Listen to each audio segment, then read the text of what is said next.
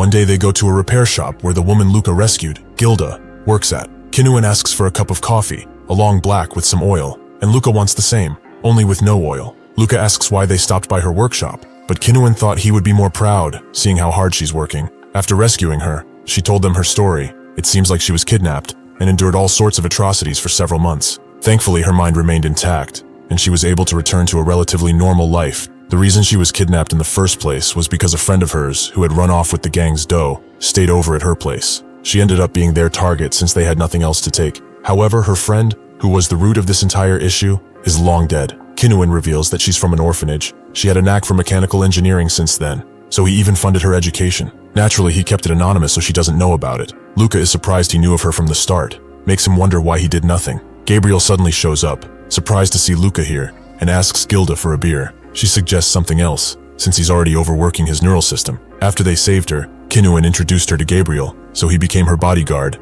and she became his mechanic. Luka tells him to listen to her, although he would really like one beer. After their beverages arrive, Gabriel asks if they are the ones who have been poking around different gangs recently. Are they out of their minds? The gang bosses are already starting to group up to formulate a plan. If they proceed with that, even he cannot ensure Gilda will be safe. Kinnuin tells him to not worry. They will not be coming here for a while. Gilda asks how long, but Kinnuin doesn't know. Might be months, might be years. Who rightly knows? Luka can't even come here by himself. His superiors would never allow a trainee to just walk about. Actually, this might be the last time he sees these two. But even after her horrible fate, Gilda got back up and began to work again. Gabriel continues to take risks, working in his field, so he shouldn't pity them. Actually, not being able to come back to this place might be the best thing for him now. After this, he reports back to Hylas, who expected Kinnuin to continue performing like this. He became a trainee at a rather late age than normal. He would have never been granted the opportunity, but at the time the Empire accepted impurities if it was necessary. He only got in because of the chaos around them, but not even he knows what kind of man Kinnuin is. When he was just a fresh recruit, he easily became one of the key members in the Imperial Guard. He most likely specialized in discreet secret operations. Luka is surprised. Even someone like Hylas doesn't know about this guy. Hylas is glad Kinnuin has taken a liking to him.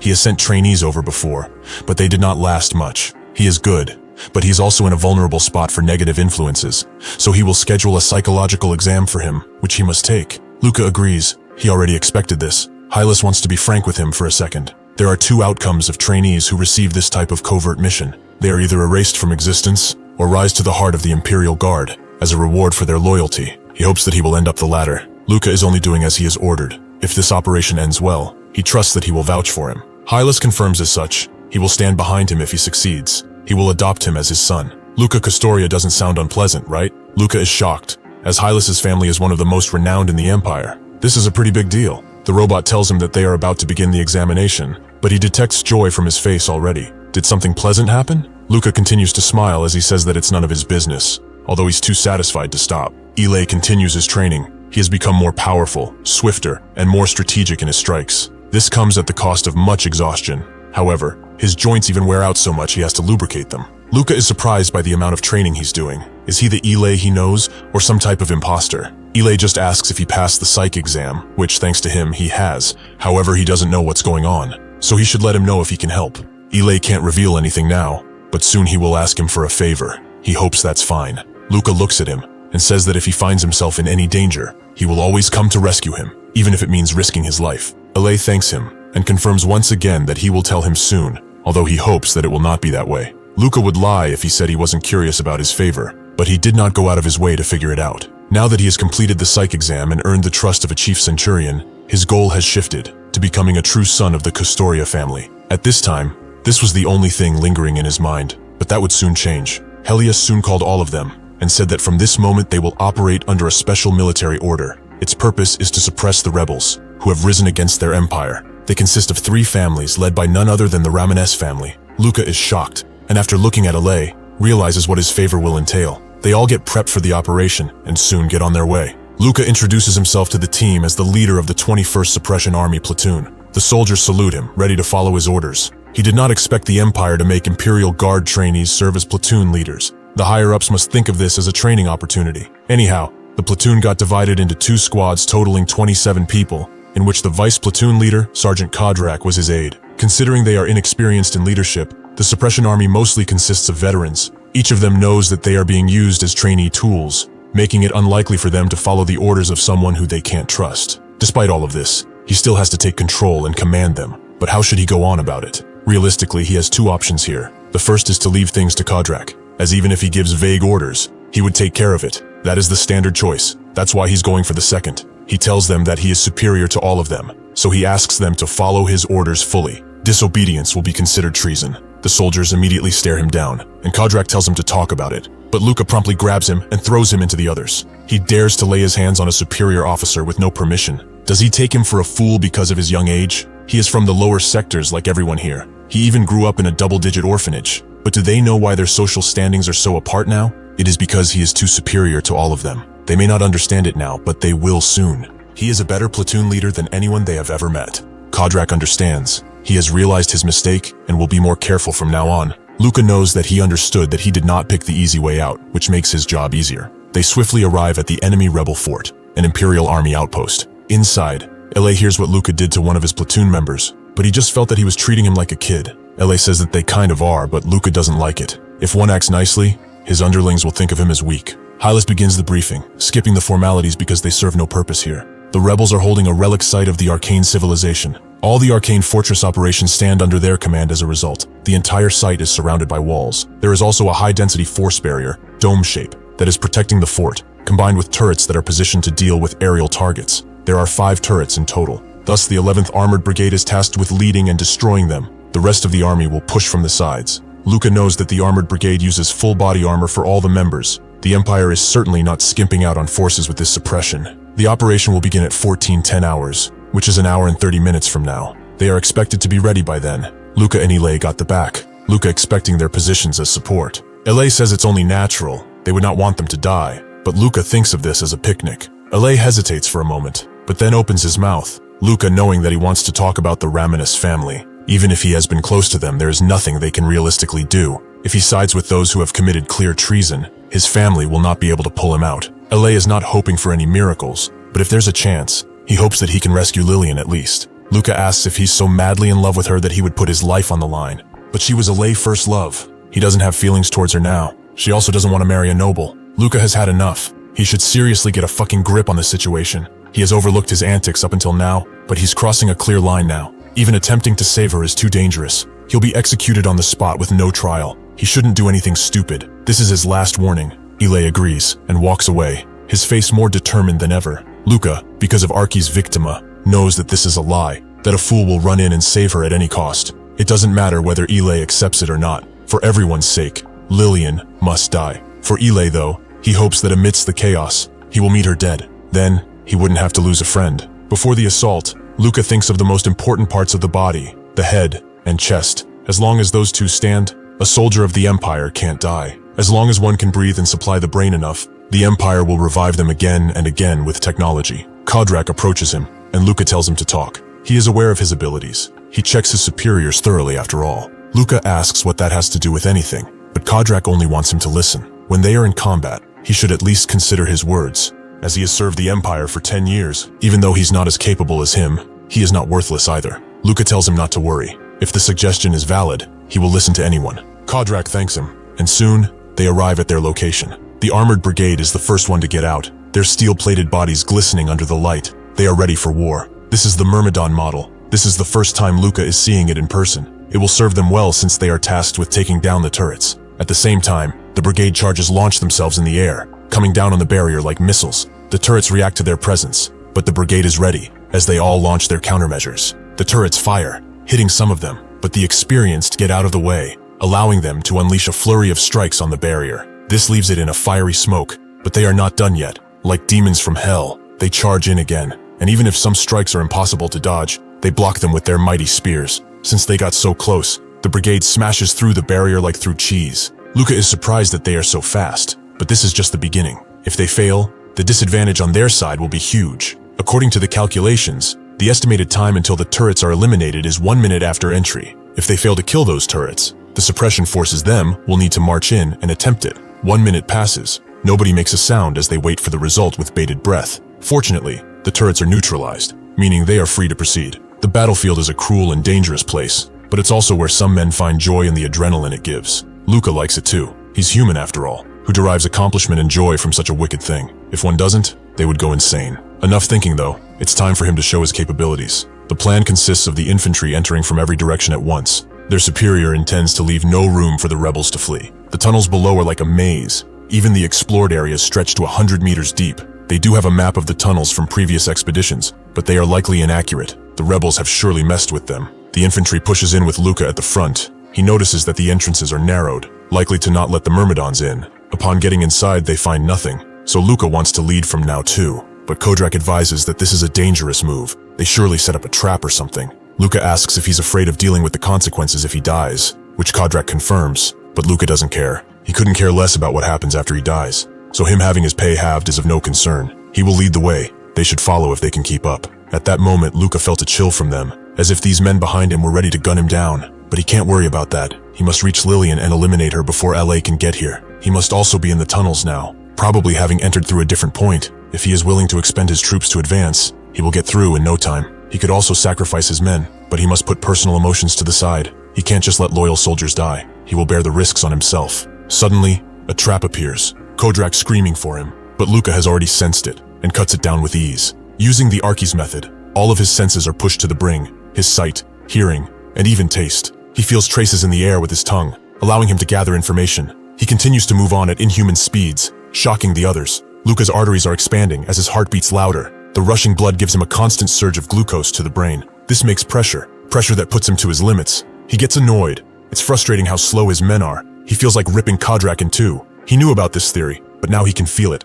Prolonged use of Archies Victima slowly damages the brain. He arrives at a door, the guards getting ready for an assault, but after a while of hearing nothing, they think they're safe. That's when Luka smashes through, his dark intentions permeating even through his thick armor. The guards get ready and fire, but Luka is like a demon and blocks all of their bullets. He dodges the next few ones as he moves in, taking head after head with him. He uses everything in his arsenal to win. The guard with the rocket launcher shoots, but Luka simply cuts through the explosion itself. This creates a large dust cloud, allowing him to silently move in on the guard, who can now only scream for help. His men arrive too, only to see the absolute brutality he has left behind. Luka asks what took them so long, but anyway, they are moving forward, and this time, it would be best for them to keep up. The rebels actually begin to put up a good fight, using a wide area to cover fire, making it so Luka and his men cannot enter. He did not expect to see such a big area underground. They must have been forming their defensive lines here. He is deep enough already. There should be no problem in catching up with the nobles now. He summons a drone with which he can see through. Their line of defense consists of 100 troops. Behind them, there are non-military personnel. Perhaps Lillian is among them too. Kodrak tells him that their squad is moving forward too swiftly. To the other squads, why don't they just wait for them and fight together? Luka thinks of this as logical. His brain is overloaded too from using Archies for so long. Suddenly, a bunch of gunfire occurs that wasn't fired at them, meaning that another side is being attacked. Luka knows it's Ile, as that's the only guy who would hurry so much, so he orders his men to charge in while the enemy is distracted. The bulwarks stand in the front, taking all of the hits, but their shields are not meant to withstand a flurry of constant bullets, so they will only last a few seconds more. Luka tells them to be patient. What he needs to be careful of is a weapon that can take him out instantly. From what he has seen, they have about 8 of these weapons, so he will aim for the moment where half of those are reloading. When he spots his chance, he jumps and tells his men to spread out. Kodrak is naturally shocked, but Luka still goes, only being hit by bullets that don't do any damage. This allows him to take out the bigger weapons with his own guns, and after he succeeds, he lands down, butchering the traitors as his soldiers move in. Most rebels surrender, Luka ordering Kodrak to restrain them, but among the bodies, he sees Ile's men too. They were probably tasked with attacking from the rear. He seems to be moving forwards, sacrificing tons of his men without regrouping. He seems to be desperate, but this is not good. He will have that woman's head before he gets to her. He would like to help, but he is a soldier of the Empire. He is at a crossroads. If he chooses one, he will give up the other. If he gets to Lillian, he will slay her on the spot, no matter if Ile hates him. At least he won't be a traitor. He tells Kodrak that they will continue arresting them until another platoon arrives. Once they regroup, he will make the decisions. Kodrak tells him that he's an amazing soldier. His combat today was incredible, but he has a major flaw as a commander. Luka doesn't get it. If he wasn't the commander, they would have suffered big losses. They already contributed a lot, so what's the problem? Kodrak reveals that he has not once led his men. He broke through the obstacles only through himself. Relying on such a method does not make him a good commander. Luka tells him off. He did so because of how inferior they are. They would never be able to understand proper command or fighting techniques. He could scoff at the sight of their uselessness, whining that they weren't useful. Kodrak says that one day they will be useful. He cannot be the strongest forever. Luka tells him that he's free to cheer when that happens. He will have finally proved him wrong. However, he will keep his advice in mind. If he comes to see that his methods are wrong, he will recall his words. and evaluate the strategy. Kodrak did not know his ego could coexist with an openness like this, so he wishes him the best. Luka passes scorched halls filled with bodies of nobles and of his comrades alike. It seems that similar things are happening in the corridors besides this one. Most of the suppression forces entered and are slowly eradicating the rebels. He must admit that even though a bit corny, Ile is not just a comrade, but a friend. He was the first person of his age whom he could exchange ideas with. Now though, he's giving away his soldiers' lives for personal reasons. They didn't have to die. An ordinary platoon would not have given up so many men. Even if he were to grab Lillian and run, where would he go? In the end, she will die. He understands he loves her, but they don't need to die together. His emotions are simply overtaking him. Suddenly a head begins speaking, bowing to surrender, but Luka doesn't care about that. Does he know where Lillian went? He says that he doesn't know, but his iris shifts to the side, a common way to tell that someone is lying. He grabs his eye and gives him one last chance. Where did Lillian go off to? The rebel says that she went down, which confuses Luka, as the only way out is up. Does that mean there's a way to escape below? The rebel doesn't know. They did not tell him directly. Luka also asks if he has seen Ile, which he has. He's the bastard that put him in such a state. Even though they knew each other, he did this to him. Luka swiftly kills him. He would have died anyway. This is better since he wasn't tortured. He does not feel guilt about killing people, but today he's really numb to it. The battlefield has hardened him. He hears screams and shouts drawing nearer and nearer. He wonders about Ile, if he has crossed a road of no return, like killing his own man. What must he do to him then? Luka has always felt a little paranoid when he hung out with Ile, so much that he kept asking himself the same exact question. What would he even do if Ile turned against the Empire? He kept putting off that question, but now he can't anymore. He must confront it head on. He enters the main room, only to find Ile standing on the table, among his comrades' bodies. He turns to Luka, not surprised that he came. Luka says that now he's done it. He sacrificed his own men for his selfish reasons. He also sees the Raminus family, cowering like worms behind Ile, especially that fucking kid. He can't believe all of this happened because of her. He will rip her fucking spine out by the end of this. Ile tells that he won't leave them to die. He should draw as they will fight. Luka is glad to. He will finally beat some sense into that dumb head of his. Luka knows he has to fight him, and theoretically he would win with no major injuries. But combat is filled with tons of variables not often seen. He cannot take him down quickly enough. He will hold him off, giving those roaches enough time to escape. He will just have to kill them first. It does not matter if killing Lillian will make Ile fight even more feverishly or something. At least that way, Ile won't have blood on his hands. Unfortunately, he already knows he's going for Lillian, so Ile tries to shoot him, but all of his shots miss. A single gun like that is useless against any trainee. Their trajectory prediction makes him shoot like a retired farmer in their eyes. However, before embarking on this mission, he had to expand the speed and range of his cybernetic signals forcibly, so there is no way such sloppy attempts at stopping him would work. The guards desperately try to shoot him down too, and Ile tries to warn them, but it's far too late. Luka cuts one of them before his bullet even arrives, and then redirects it towards the other, leaving him defenseless. He moves on to the roaches. He first takes out the father with a head slash, that even goes through the mother. The only one left is Lillian. He has plenty of time to kill her now, even though Ile will attack soon. Lillian is the first woman who approached him with affection. He might feel guilty about killing her, but he would feel even more so if he let Ile do something foolish. At least he will make her death painless. It's the least he can do after all. As he approaches, though, he sees a strange sight.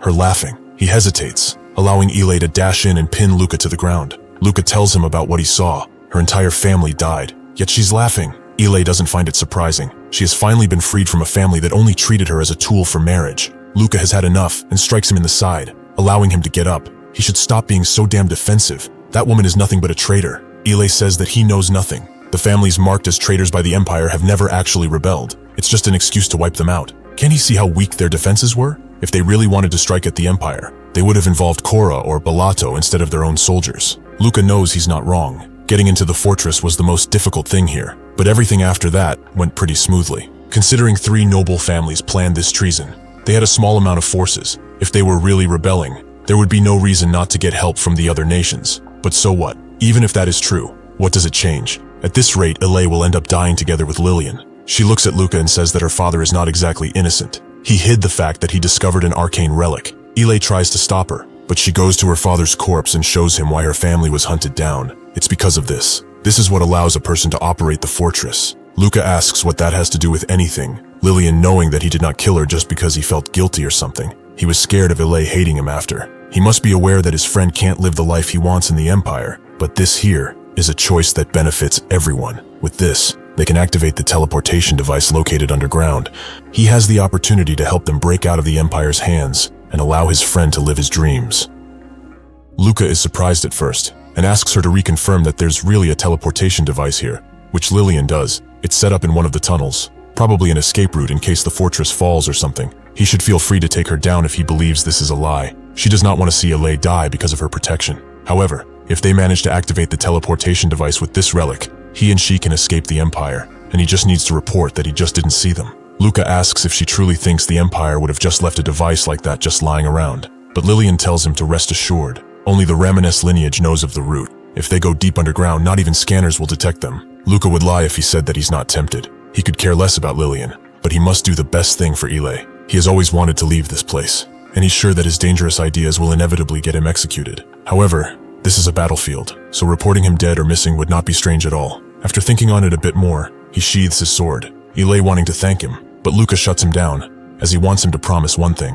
If the teleportation device Lillian talked about does not exist, or does not work, then he will not stand in front of him again, as he heard her right. Even she does not wish for him to get into trouble. Ilay is worried. He looks at Lillian for advice, who simply nods her head. With hesitation in his voice, he agrees, so they begin to slowly descend. Luka thinks that he finally lost it. Not only is he not stopping Ilay, but he's also helping a traitor. If the other soldiers catch as much as a whiff of this, they are as good as dead. Lillian tells him to stop. She wants to clean Ilay's face before the blood dries. Luka sighs. If they are lucky enough to get out of here alive, why don't they get married, since that's what they both want? This makes Lillian recoil, and she apologizes to Ilay, as she never expected things to end like this. Ilay is fine with this. She was the one who taught him about the outside world. Lillian believes that this is something small, but Ilay treasures it dearly, as she changed how he sees the world. Thanks to her, he was finally able to pinpoint the source of his frustrations. If she wasn't there, he would have gone crazy some time ago. What she said made him realize that he's not really weird, just different than most. Luka detests Lillian even more now. She is the woman who helped Ilay foster such crude ideals. These thoughts spread like a cancer, and will eat the Empire from within if they are allowed. If these thoughts are allowed to spread, the Empire will begin to crumble, and the other nations will surely take advantage of this. This is something that threatens his empire. If needed, he will kill anyone to protect it, even if he has to cut Ilay down. He confirms to himself that he is not a dissident like these two. After they travel a bit more, Luka can rest easy, now that they're further away. Lillian already told him that this road is unknown to anyone. They will not be able to easily find it because of its maze-like features. Her father did not report anything, despite having received permission to study the ruins. He had admissions far beyond his capability, especially when he figured out how to activate the fortress, but the Emperor already knew of his cunning personality, and expected this. Luka asks how much further they have to go, with Lillian noting that this will be the last corridor they have to walk down on. She also thanks him, but Luka doesn't need that. He's just repaying a debt to his friend. Next he sees her, she's as good as dead. He also tells Ilay to stay safe, if he can. Lillian says that if they can actually leave this place, she's going to the border city. They should meet there if they are forced to split up. She also invites Luka to leave the Empire, but he's not at all interested. Ilay becomes saddened after hearing about the border city, and Luka is completely exhausted. Deciding to help Ilay might have been a foolish, sentimental mistake, but he cannot rest now. He must think of how he will even report this incident. The good news is that the chief centurion holds him in high respect, as he's the only one who can spy on Kinnuan. Ilay and Lillian are just two unimportant kids at the end of the day, nothing special. Surely he will not be asked many questions if that's the case. As they approach the final door, Luka tells them to get prepared. If the device is not here, this whole thing is over. Luka pressed the button to open the door, but immediately regrets his decision. A bad feeling immediately overwhelms him. The only thing he knows is that it's coming from the door. He can't see much because of how bright it is, so he focuses on his smelling sense, only to smell fresh blood, a mix of oil and iron shortly following. These are not human smells, meaning that the worst has happened and they have stumbled upon the Imperial Guards. He would have to put his life on the line to even fight one of them, but four at the same time? The worst case scenario would be them capturing Lillian alive. She is not trained like them, so she would break under some easy torture, and if that happens, everyone will learn of their rebellious actions. He thought he could help them and let them live their lives, but that was all a fantasy. They must assassinate him at once, even if they are suspicious. He must do it, before Ilay does something to worsen the situation. His eyes meet with one of the guards, so all of them turn their attention to the door. Luka knows that there are only a few seconds to act, but before he can do anything, Lillian is shot in the head by Ilay, killing her instantly. The Imperial Guard demands to know why they fired just now. Ilay explains that he just executed a hostage that they had no use for. The Imperial Guard still does not know why he brought a rebel so far. They will both report what happened. Then they will decide if it's the truth or not. Luka looks at Lillian's lifeless corpse as the Imperial Guards approach Ilay to question him. The life he dreamed of is over, and he will never be allowed to escape the Empire. Hylas congratulates Luka upon his return. Kodrak himself rated him highly. He praised his combat skills. He even called him the best he has worked with as his platoon leader. The only downside he pointed out was that his ability to trust his subordinates was lacking, but that can be learned easily, especially from Kinuen. The reports also mention that they waited until Lillian led them to the deepest part of the tunnel before killing her. Is there a reason for her to guide them so far? Luka knows that the time has come, so with a deep breath he begins explaining. He and Ile had planned to stop the escape of the rebels by taking over the teleportation device, so they naturally believed Lillian was the best choice of hostage, given that she could not do anything against them. Hylas understands that, but he has one question about his relationship with Lillian, but not just him. Ile also had strong connections to her. Luka trembles, but his voice remains steady. Neither of them is foolish enough to ruin the mission over such a thing. He should know that better than anyone after all. If he's honest, he also wanted to give Lillian some hope, that she would be spared if she assisted them. They believed that at least she should die with that in mind. Hylas sternly looks at him, Luka praying that he bought it, and he indeed has. He must be tired after such an ordeal. They should leave it at that. Before he leaves, however, he would like to note that the Ramenes family had some expert soldiers, judging by how they wiped Ile's platoon just like one of their soldiers. Luka knows he's not supposed to be surprised by this. He already mentioned everything in the report, that the platoon was ambushed while in pursuit. Is this some type of test? He turns around with his heart beating even faster, and says that if it was him, he would have killed everyone before his platoon could even get injured. So the top seat of their crop is basically his. Hylian agrees. He expects great things from him after all. On his way back to the capital, Luka immediately fell asleep, which is only natural, considering he has spent days without any time to relax. The things he experienced continued to replay in his mind. Ile, Lillian, the entire arcane fortress, and even the border city, the place Lillian wanted to go to. In the end, she died before she could even take a step outside of the Empire, and at the hands of her only friend, who she must have considered some kind of knight in shining armor. At the time, he could not bear to look at Ile's face. He knew that he only did this because he was there. Otherwise, he would have probably died with her. He would like to apologize to them, but in the end, his goal has been achieved. He was able to save his friend, so this much is good enough. After returning to the capital, they took a long rest, and after that, they were awarded medals of honor based on their achievements. The medal in particular is the 7th rank crossword. Out of everyone, only he and Ile received these prestigious pieces of metal. Ile finds it ironic that he gets rewarded like this, and Luka admits that he never expected him to kill Lillian. He thought that at least he would try to attack the Imperial Guards, even if without any chance of victory. Ile confirms that he would have if he wasn't there, but at least his family is happy for this medal. Even though they interacted with the Ramenes family often, Luka advises him to quit. Being a soldier really isn't for him. This assessment is only natural. He literally killed his own men to serve his own emotions. The soldiers died for one man's stupid young love. Ile would if he could, but it's never that easy, as his family wants him to be an Imperial Guard, no matter what it takes. Honestly, he would rather have been killed back then. At least he would have died a human. Luka is ticked off by this statement, and punches him hard in the gut, making the metal fall to the ground. He should watch his damn mouth with these things next time. LA says that the punch hurts quite a bit. He might have damaged his organs. Luka doesn't care. He can get them replaced anyway. LA slumps to the ground. He has never been this disappointed in himself. If only he had given his all to become stronger, like he did. Luka tells him that nothing would have changed. He will never be able to take on 4 guards at once. Ile is too defeated to even be angry anymore. Instead, he feels overwhelming sadness, as he wonders what he could have done better. Luka stays silent. Ile is not like him, a murderer. He feels guilt from killing his men, and even though he sacrificed them, he still could not save his first love. The catalyst has been broken. Sooner or later, Ile will die, either physically or mentally. Truly, this guy has been born in the wrong country, as he does not belong here. As they get down from the roof, Ile tells Luka that he will take his leave and stay at home for a while. It's been 4 years since he left. He should be allowed at least 2 months. Luka is still confused about something.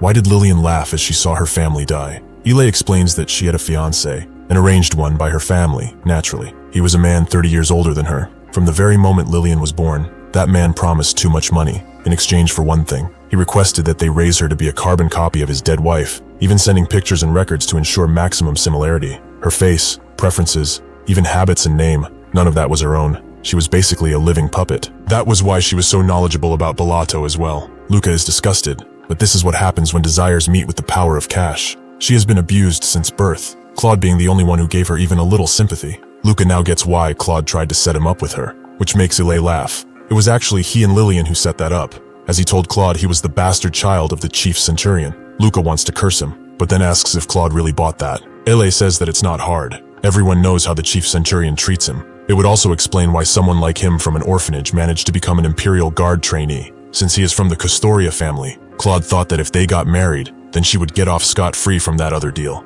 Luka doesn't even know what to say anymore. This is just wrong. Ile is his best friend, but not a good man in the slightest, as he will deceive others if need be. He went ahead and killed his squad after all. As ironic as this all is though, he still trusts him, even after all that he has done. Besides this, Luka periodically visited Kinuan.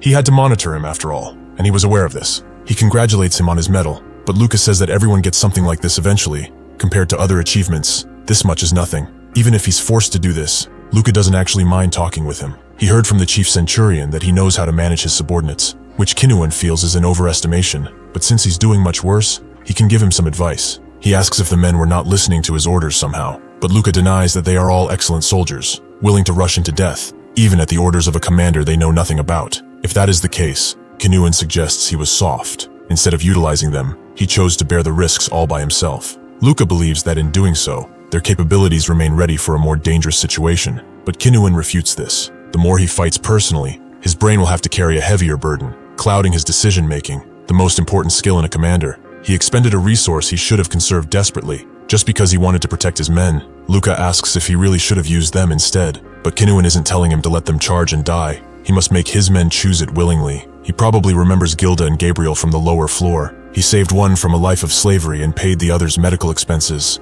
These two would naturally be happy to help him. Luka believes so too, since he did something for them, but Kinuan says this is not enough. For them to be willing to even give their lives, he must spend time deepening the bond, and at the same time, distance himself emotionally. If he lets himself get too connected, he will hesitate to use them when needed. Luka notes this is something he would rather not do, which Kinuan finds cute, so he gives him a quote to go by. Be loved, but never love back. This is the secret to maintaining the advantage in every relationship. Luka asks what will happen if his mind can't handle sacrificing people, because of guilt or something. Kinuan tells him that the only thing to do is get used to it. If not, he will never be able to stand on top, like the others. Luka swiftly gets up, and says that he will try to sacrifice more men next time, which Kinuan is happy with. The very next day, Luka waits at a helipad, as he has received orders from Hylas to go to the academy. This naturally surprised him, but it would be only for 2 months, and will also be a good experience. Luka thought he was exempt, but Hylas noted that they send their best first, and since Ilay refused, he's going alone. He never truly experienced what noble society is like. That won't do in this world. Not if he truly wants to become a part of the Kushtorians. Luka accepted to go since that's what he's thinking, so Hylas assigned him a guide, one that he bets he will like. The transport vehicle soon arrives, and the door opens to reveal his guide, a girl with dark hair. Upon entering, Luka sits down and introduces himself, but she tells him that there's no need to introduce himself. She already knows everything about him. Luka sees her aggressive and arrogant demeanor, combined with the fact that she's got a body that is barely mechanized, makes him think that she's a noble. Luka explains that he's here on the orders of the chief centurion. He wants to know how long it will take to reach the academy, but he wants to confirm if she's really the guide he sent. She asks what her answer will change, making Luka want to throw her out of the vehicle. He really hates nobles. But it's fine. She already knows she's a lady of the Custoria family. She is surprised and asks how he found out. Luka used simple deduction. Few can afford to voice their discontent against the orders of a chief centurion after all. She asks if he really wasn't informed of her identity before that. Luka, knowing that she won't believe anything he says, tells her that she should ask her father. This woman is likely Hylas's daughter. Sending her means that he intends to uphold his end of the bargain and adopt him into the Custoria family. Luka Custoria does have a pretty nice ring to it. She finally relents and confirms that she did get sent here by her father. She's Giselle, but he should never act like he's a smartass. It irritates her. Luka can now see that Lillian was a saint compared to others, and apologizes for offending her. However, why does he need to bend over to these people? He didn't survive hell just to kiss some noble ass. He accepted this mission precisely because he wanted to escape this life. He's sure Hylas will understand, so he drops the fakeness. He would rather beat himself to death than suck up to someone who hates him. They should just do what they were ordered to. She will guide, he will follow. Giselle is ticked off, but lets it go, as she doesn't want to stoop to his level. Just from this encounter, Luka can guess that this will be more annoying to deal with than anything. After they land, Giselle begins guiding him to the dormitory where he will be staying. After they walk some more steps, they stumble upon a statue of the emperor, the father of their nation, Dinokrathia. Before the statue can smile, Luka looks around, taking in the sight of the Krathia Academy, something which he has only seen in the media. Everyone looks at him as he steps closer, and Giselle explains that their uniforms are violet with a tinge of black. Luka sees someone bullying a commoner, more specifically the implants he has, a waste on someone so useless. Giselle asks what he's waiting for. Does he not have a pair of colorable clothes? Luka tells her that trainees have no use for fashion, making her shocked. How can he be so unprepared? As she regrets guiding him, Luka smiles, as he did not expect to see her get flustered over the color of some clothes. He apologizes for his transgression, but suddenly, someone recognizes Luka from behind, that someone being Felix, another trainee. He thought that he would skip this too since Alay isn't coming. He greets Giselle. They have met before, but he introduces himself once again and asks for a minute to talk with him. Giselle has had enough for the moment and lets him do as he pleases. Felix grabs him tightly. He did not expect to see him with the Lady of Castoria. The rumors about the chief centurion being dear to him were no joke. Luka tells him that she's extremely annoying for his daughter. She disrespected him from the beginning. He was just tempted to throw her out. Felix laughs and explains that the chief just wants him to experience noble society and all its ugly sides for the future. Perhaps he's also looking for a son-in-law for her. Get what he means? Luka doesn't believe that. His personality is not the best, and with how she acts, the marriage would likely break in a few days. Moreover, Hylas already made a deal with him, in turn for keeping Kinuan under watch. He will adopt him, so there's no need to get married, although he cannot fault Felix for thinking that. Felix also asks if he has modified his body on the lower parts too, which he has not, so he hands him some protection, as trainees visiting the academy are always super popular with girls. Luka pockets the protection, and is glad Felix informed him on such necessary things for living in the academy. He has a feeling they will become quite good friends. One thing Felix also told him about was the dormitory. Basically, it's where talented kids from the lower sectors like him, and kids of low-tier noble families stay at. This is the best they can get after all. Luka is disappointed but not surprised to see that the class system exists even in the academy, but it probably would not be fun otherwise. He will just have to rise through the ranks like usual. Upon arriving in his room, however, he is surprised by the quality of the place, and immediately boots his assistant robot out to take it in.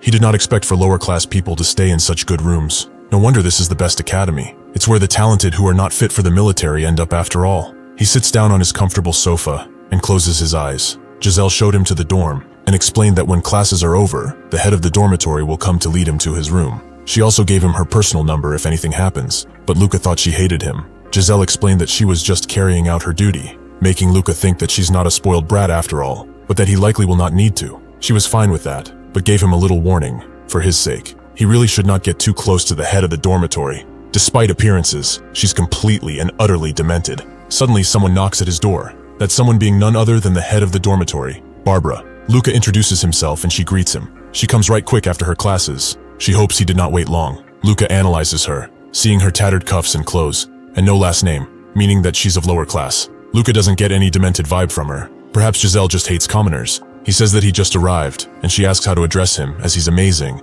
for him to become an Imperial Guard trainee despite his background. Luka says that his name is just fine, but what she said can be applied to her too. She's the head of the dormitory.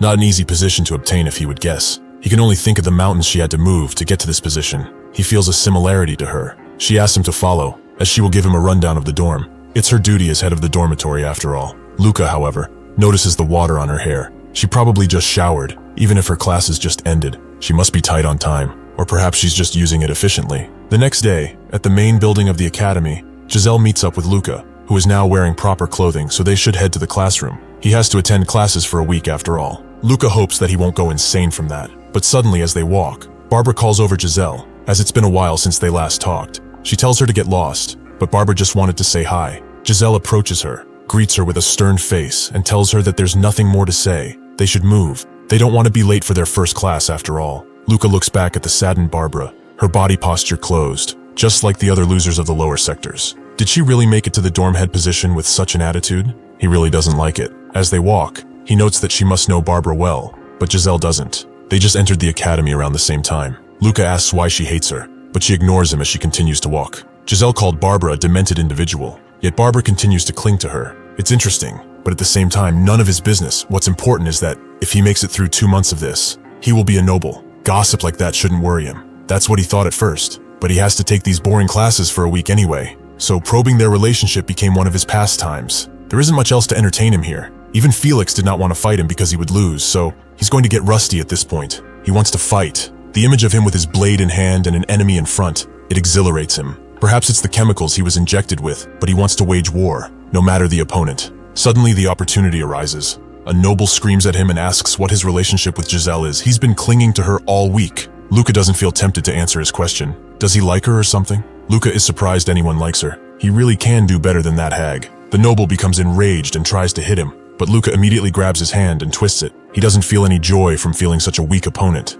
so he lets him go. The noble asks if he's really not in a relationship with her, which he confirms, but he also has something to ask. The noble doesn't feel the need to answer, making Luka want to tear him a new one, but lets it go, and promises to tell Giselle about him. He just wants to know why she hates Barbara. He explains that this was not the case from the beginning. It's because she was cursed by her. He's talking about Barbara here, Anyone close to her is always involved in an incident where the androids go AWOL. The very same androids, which are famous for not having any sort of issues, suddenly go berserk. That's why they named it Barbara's Curse. Luka knows about the robots. They are unlikely to malfunction. But what does that have to do with Barbara? The noble tells him that she's creepy. What kind of person looks for new friends when she's aware that people around her will be in danger? That's why everyone is mean to her. That's why she's the dormitory head, as it's a position with no benefits and tons of work. Luka now understands why she's head, and to prove his other point, the noble tells him to look. Some girls begin to bully her very close, throwing water on her head, but they feel generous. They will wash her clothes, so she has to strip now. Barbara refuses,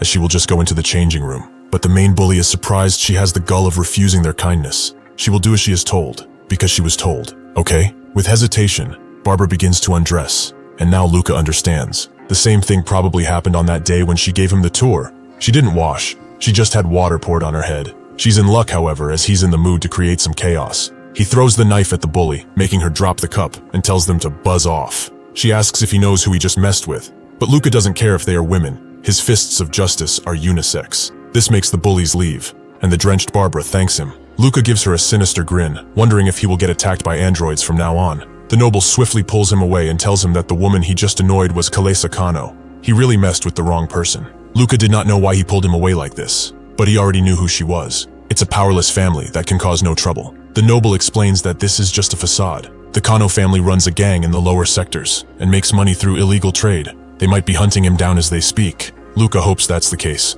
since he's too bored in this place. But the noble only advises he be careful. They are known for seeking payback for attacking their lady. They also went after Barbara for that reason, since Kalesa's boyfriend got cursed by her. Luka understands, and suddenly, Giselle appears, seeming quite annoyed. Luka tells the noble to say hi since he likes her so much, but he refuses, as he's happy just admiring her from far away. But he should not forget to put in a good word for him. With that, he bolts away, Luka introducing him as Enrico Laken, a kind and gentle soul. Giselle doesn't think so. She's actually pretty disgusted with him, as she feels he's always nearby. Luka apologizes to Enrico in his head, but at this point, shooting his shot would not only miss, but land in a whole nother court. Later, at the office of Professor Gid Alburn, he asks Luka if he really threw a knife at a student. Even with only a pocket knife, he can easily stir this pot of nobles. He understands that this place is boring, but he asks him to take it calmly. This is the dean of the Imperial Guard cadets. Luka understands. He knew that he would get an easy warning, since this guy is also a former Imperial Guard. Gid tells him that he's basically a wolf in sheep's clothing here,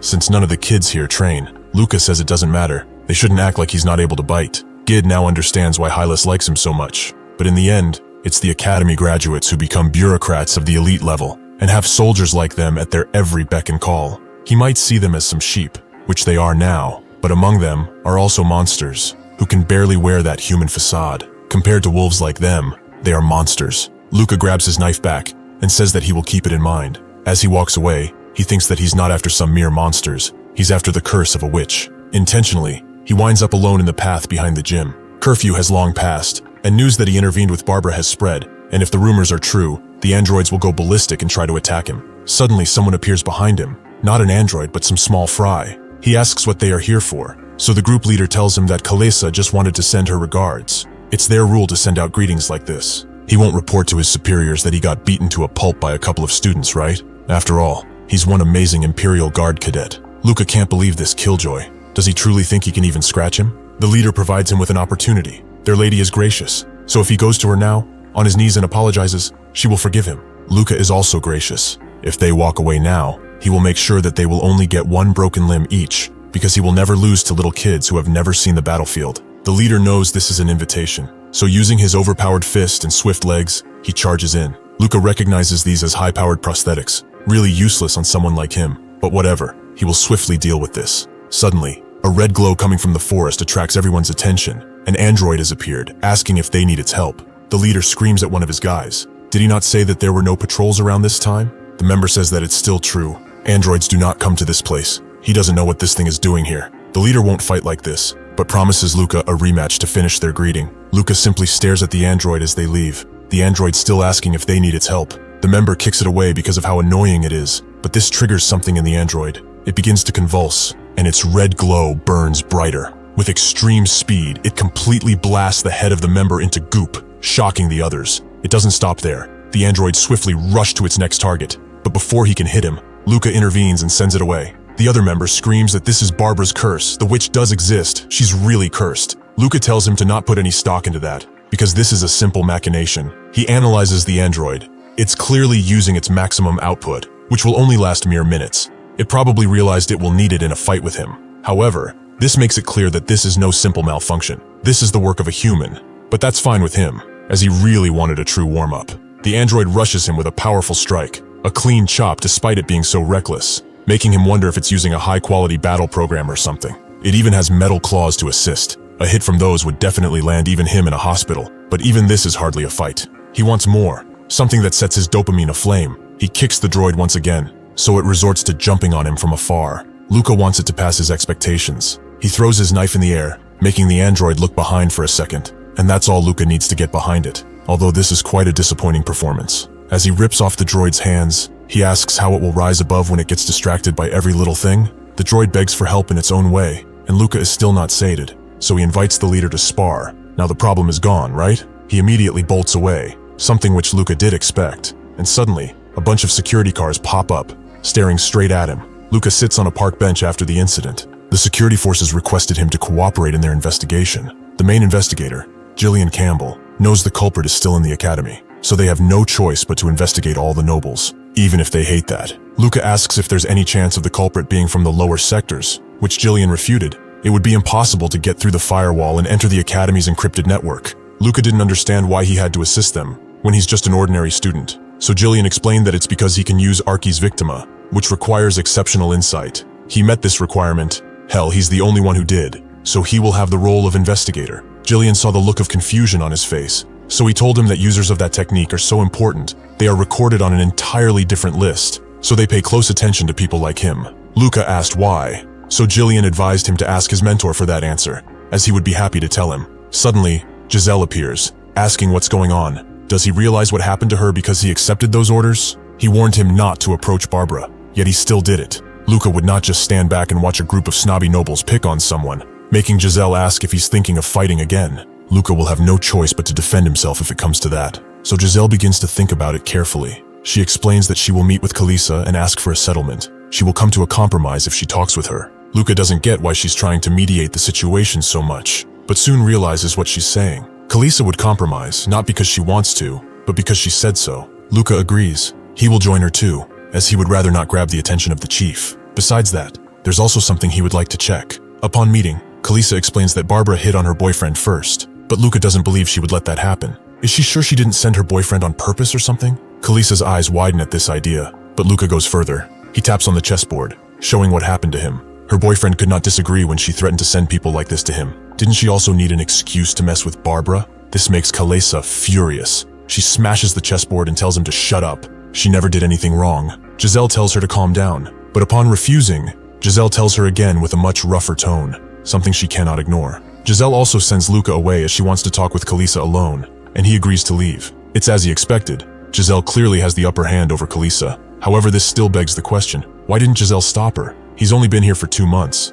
but to him, it would have been much easier to do just that. Soon enough, Giselle walks out, mad that he brought even more on her head, as he said he would not cause trouble. Luka was just merely testing his theory that the androids are not controlled by anyone else but the nobles. Kalisa also just happened to be one of the people who hated Barbara. Giselle tells him to stop acting like an investigator. The real ones will crack down this case eventually. Luka is sure they will have the most wonderful time getting info from the nobles, which Giselle feels is a mockery, but it's only the truth. He guesses that this is similar to how she can just stop Kalisa from speaking at her word. Giselle explains that family name carries a lot of noble society. Kalisa is merely respecting her position, that is all. Luka then asks if that's why she ordered her to bully Barbara, as it has become quite obvious. Someone who hated Barbara just happened to have the perfect chess piece to play, and they just used them eagerly. Giselle swiftly grabs his shirt and tells him to stop talking. Did the mechanical enhancements mess up his brain? She suddenly lets go, apologizing for doing this. But it would be better for everyone if he does not cause another issue. Based on circumstance alone, Luka has surmised that Giselle is the most suspicious. But then, why is she shaking so much? It appears that his Archi's Victima is only causing confusion at this point. As Luka thinks on this, Barbara shows up and tells him to accept what she made. Luka asks what this is for, and so she tells him it's a gift, a thank you for saving. And while he stays at the academy, she can also cook for him. Luka passes on that. He doesn't want to cause a misunderstanding, but Barbara is fine with that. This makes Luka wonder if she really likes him, but still, something's off. He asks her why she's trying to contact him when she knows that the androids will keep targeting her. Does she want him to get caught in danger too? Barbara refutes this. She just doesn't know what else to do at this point. Luka can see she's still hiding her emotions, so he tells her the reason Kalesa is bothering her, because of Giselle, and she won't stop until they get what they want. Barbara explains that she already knew that, but this makes Luka ask why Giselle hates her, making Barbara switch personality instantly, and ask why she has to tell him that. Luka wanted to see how she would respond to this provocation, as she was feeling off for some time. When she turned to him, Gid's words suddenly erupted in his mind, that monsters hide around here, and one of those monsters has been revealed to be Barbara. Later that day, Luka calls Gid, who met with Kalisa's boyfriend, well, ex-boyfriend to be precise. As he presumed, Kalisa intentionally set him and Barbara up, and because of his family reputation and rather unpleasant personality, he had no way to refuse. He's got to say though, he made the right decision letting him investigate. Luka understands now, Kalisa did that to get an excuse, but if he points out a suspect, will he be able to investigate with his authority? Gid confirms as such, but he only gets a few tries. It would be risky if they got the wrong person after all. Luka did not expect him to be so righteous, but Gid tells him it's because this is the 6th case with the androids, and there was even a death now. He just wants to chain up these bastards, who think that they can get away with fooling them. Luka asks if he has gotten anything on Barbara, but Gid doesn't get why he's so suspicious of her. She's from the lower sectors, and just a student, it would be impossible for her to get through the academy firewall and access the intranet. Luka asks if that's not the case with the nobles too, but that's actually different. Nobles can interfere during the manufacturing and distribution of androids.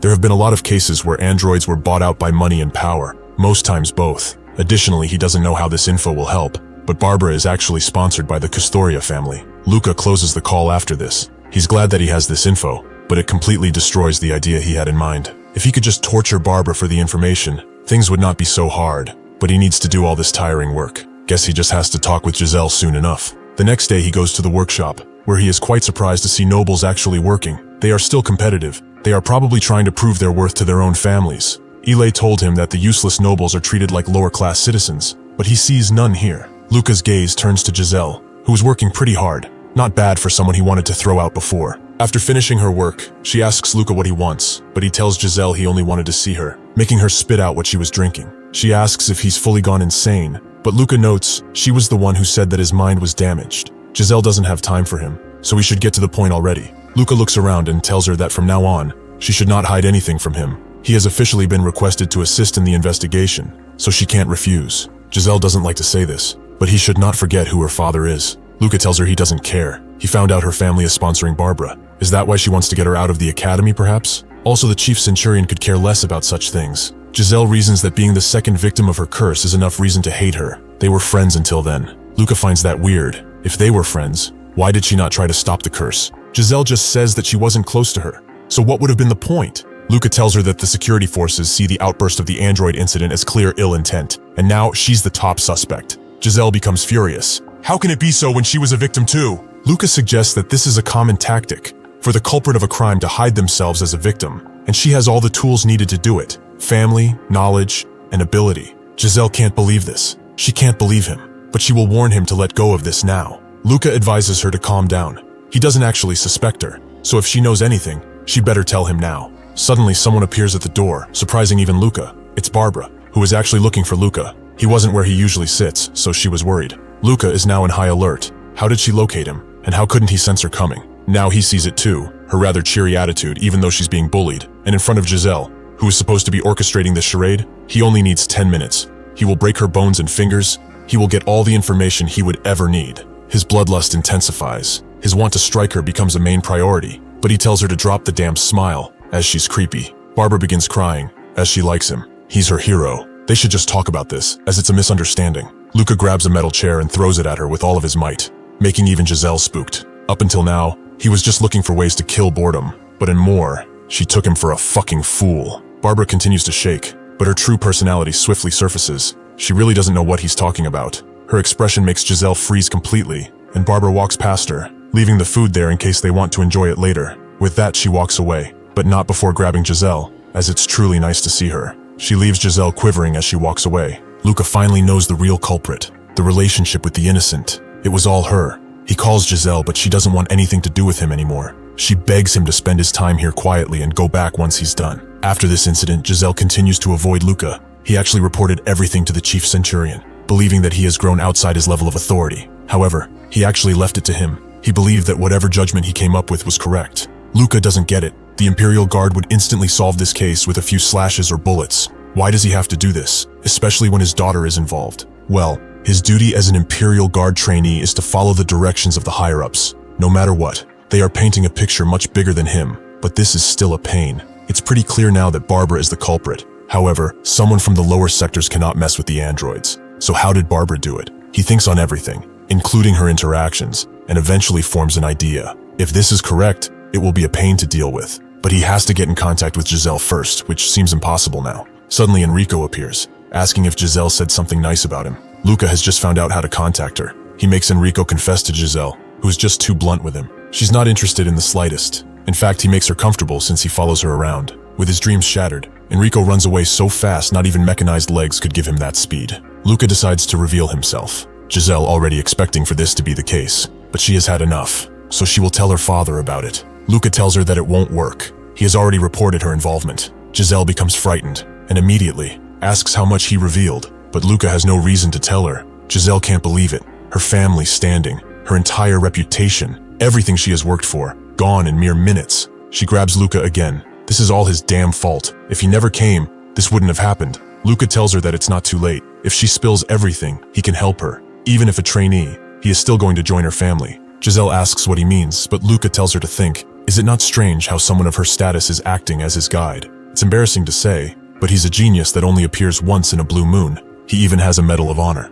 The chief centurion also thinks favorably of him, so his influence would help her family guide a bit. No matter what problems from now on, he will support her. He has a higher chance of being adopted if this case is solved well, so they should help each other, as they are both to benefit from this. Giselle's mind fails to gather. Her body gives out, forcing Luka to grab her. With a reluctant tone, she explains that she controlled the androids. She created Barbara's curse. They both sit down, and Giselle goes further. Barbara was her best friend, not just someone she knew, but someone she could trust. 3 years ago, she was curious about who their family was sponsoring. That was when she met Barbara, and she seemed quite nice at the time. The start of the downward spiral was the jealousy. A boy approached Barbara. She was popular due to her personality, but she hated this. She did not want to lose her friend to a guy, so she wanted to mess with him. That's why she made a robot disguised as an android. Luka knows the rest of the story. Giselle placed a recording in the robot, ordering the boy to get away from Barbara, and made it chase him at night. Unfortunately, this rather petty prank turned into dire consequences, as the boy tripped and injured his head severely. This forced him to quit the academy, and she threw the robot out. But as someone got hurt, everyone involved was investigated. She explains that Barbara found out this was her doing, as she would often assemble robots in front of her. That's when she gave her an option. If she became a victim, she would not be suspected. That's why she made herself a victim, like he suggested. She just placed a chip Barbara gave her in the android, and it immediately began to chase her, giving her the title of second victim. After that, Barbara started acting weird. She made strange demands and told her to socially isolate her, and that victims were regularly needed. Luka can see how she was trapped. Barbara tricked her into escalating something that could have been resolved with just a few words, so that Giselle could be her loyal puppet. Suddenly, tons of messages appear in front of Giselle. Barbara has found out that she told their secret to a guy. She really is a traitor. Luka notices this, but how did she hack into such a high-security device? His instincts kick off. There's definitely something weird going on, and sure enough, an android is looking at them, its muzzle aimed at Giselle. Before she gets shot, Luka gets in the way and takes the brunt of it, putting Giselle behind cover. He rips off his jacket and makes a tourniquet, which will only temporarily stop the bleeding. That gunshot was from an attack drone. He can take care of one easily, but this could worsen his wounds, and all that he has now is a pocket knife. Since it has a silencer, nobody will come and help. This is the last drop. After he's done with Barbara, forensics will not be able to find out who she is from her mangled appearance.